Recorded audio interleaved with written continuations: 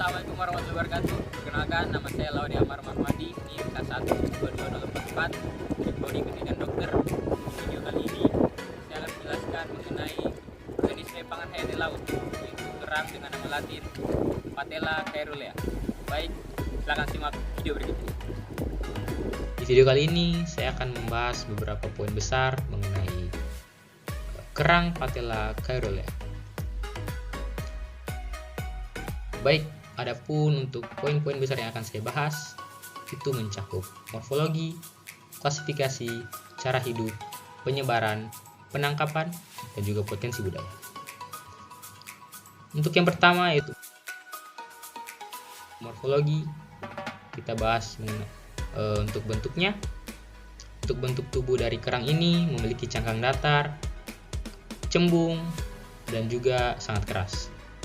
Biasanya cangkang ini melekat pada substrat dan juga permukaan lainnya. Bentuknya biasanya bundar ataupun oval. Untuk warnanya sendiri, cangkang ini biasanya bervariasi untuk warnanya dan dapat mencakup warna biru, hijau, coklat, ataupun abu-abu. Tergantung pada individu dan juga kondisi dari lingkungan. Untuk ukurannya sendiri, kerang ini juga bervariasi, tetapi biasanya mereka memiliki diameter 3-5 cm.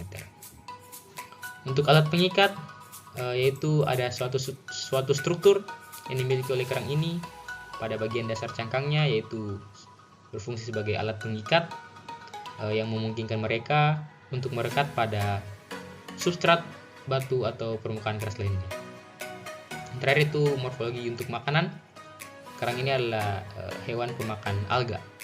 Mereka menggunakan lidah berduri mereka untuk mengikis alga yang ada dari permukaan batu. Klasifikasi.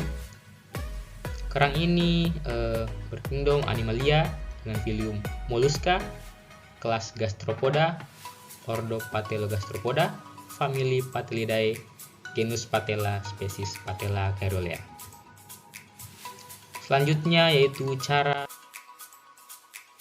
hidup. Cara hidup dari kerang ini biasanya mereka itu sering ditemui di zona pasang surut. Cara hidupnya mencakup berbagai aspek seperti perilaku, makanan, dan adaptasi terhadap lingkungan yang surut. Untuk perilaku mereka, biasanya mereka melakukan perilaku merayap. Karena itu mereka dapat bergerak sepanjang permukaan substrat, termasuk batu dan karang, menggunakan kaki lengket mereka. Untuk kemudian yang seperti dijelaskan tadi, mereka adalah hewan pemakan alga, yaitu di mana alga ini adalah makanan utama dari kerang ini. Dengan menggunakan lidahnya, mereka menggosok permukaan batu atau karang untuk mengkonsumsi alga yang ada pada batu atau karang tersebut. Itu ada juga adaptasi mereka terhadap perubahan pasang surut yang seperti saya jelaskan sebelumnya. Untuk kerang ini memiliki adaptasi yang memungkinkan bertahan dalam perubahan pasang surut. Saat air pasang, mereka dapat menyembunyikan diri, dan juga saat surut mereka bisa muncul. Untuk respirasi, kerang ini melakukan respirasi melalui pertukaran gas yang terjadi dalam cangkangnya. Mereka memiliki struktur anatomis yang mendukung pertukaran gas tersebut dengan lingkungan sekitar. Untuk terakhir, cara mereka bereproduksi, kerang ini melibatkan pembuahan internal. Setelah pembuahan, telur-telur yang diletakkan di substrat atau di bagian bawah cangkang hewan tersebut akan menetas. Selanjutnya yaitu penyebaran di laut. Kerang Patella caerulea juga dikenal sebagai limpet Mediterania atau limpet Mediterranean ray. Mereka berasal dari lautan Mediterania yang biasanya ditemukan di bagian Mediterania Timur, termasuk Yunani Tengah. Untuk selanjutnya yaitu adalah cara penangkapan dari kerang ini, kerang Patella caerulea. Untuk pengambilan Patella caerulea atau kerang ini dari alam itu dilakukan dengan hati-hati, dan juga biasanya seperti pada kerang pada umumnya yang bisa ditangkap menggunakan tangan ataupun alat-alat biasanya yang digunakan. Namun untuk jenis kerang ini ada satu aturan konservasi serta regulasi yang berlaku. Yang pertama itu berikut adalah ini sudah ditampilkan, yaitu ada perizinan. Untuk penangkapan kerang ini dibutuhkan perizinan untuk sebagai satu tanda kepatuhan regulasi setempat. Karena adanya pengaturan ini, jadi tanpa perizinan kerang ini tidak boleh ditangkap. Kedua, untuk penangkapannya tidak melebihi batas pengambilan.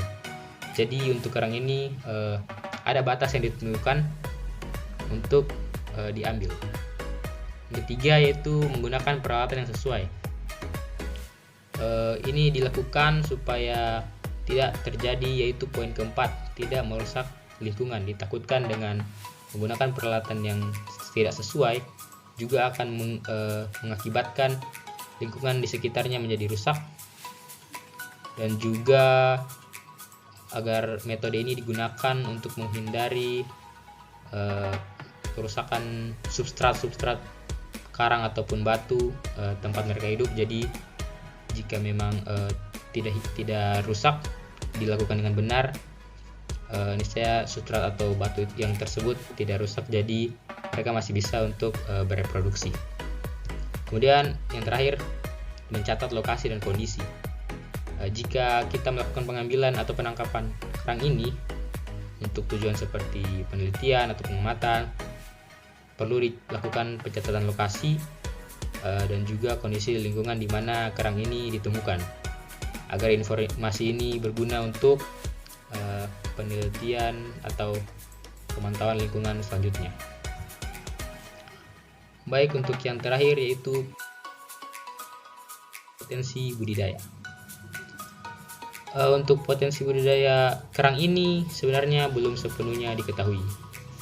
Namun beberapa studi telah dilakukan untuk mengeksplorasi potensi budidaya dari kerang spesies ini. Salah satu studi menunjukkan bahwa kerang ini dapat dibudidayakan secara berkelanjutan di perairan yang terkontrol dengan kualitas air yang baik. Selain itu, spesies ini juga dapat dikategorikan sebagai kerang yang memiliki sumber protein dan nutrisi yang baik untuk manusia. Namun di samping itu tetap perlu dilakukan penelitian lebih lanjut untuk mengevaluasi potensi budaya dari kerang ini secara komersial. Sedikit tambahan untuk kandungan gizi yang ada pada daging kerang Patella caerulea ini, yaitu terdapat energi, protein, lemak, karbohidrat, omega 3, vitamin A, vitamin E, vitamin B2, asam folat, sodium, potasium, kalsium, magnesium, fosfor, zat besi, dan juga zinc yang bisa berguna bagi tubuh.